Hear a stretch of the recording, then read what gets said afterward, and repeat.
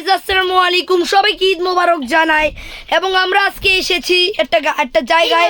ঈদ মোবারক এই যে জানালে, এবং এই যে সাদিফ ঈদ মোবারক, এই যে ড্রাইভার সিনিয়র ঈদ মোবারক জানাও। ঈদ মোবারক, এরা বোন ঈদ মোবারক জানাও। ঈদ মোবারক। এখন আমরা গাড়ির মধ্যে আছি। এই গাড়ির মধ্যে এই গাড়িটা সবার আব্বু মিলে আমরা একটা জায়গায় এসেছি। হচ্ছে এখন হচ্ছে আমি আসছি না? হ্যাঁ, ওই যে আমার বন্ধুরা এসেছে, এই যে এমনকি আমাদের প্রিয় মুন্ডেশ। ছেলে গেছে না?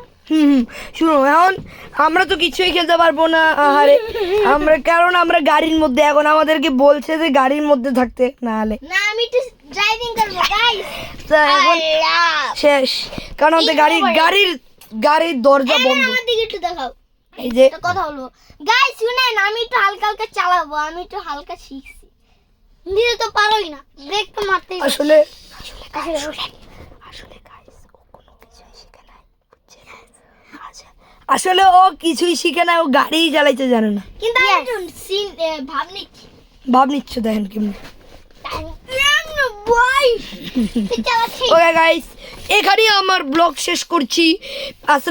টাটা, গুড বাই, আসসালামু আলাইকুম, ঈদ মোবারক। এবং আমি রাতেও ইনশাল্লাহ আসতে পারি। ভালো থাকেন, আসসালামু আলাইকুম।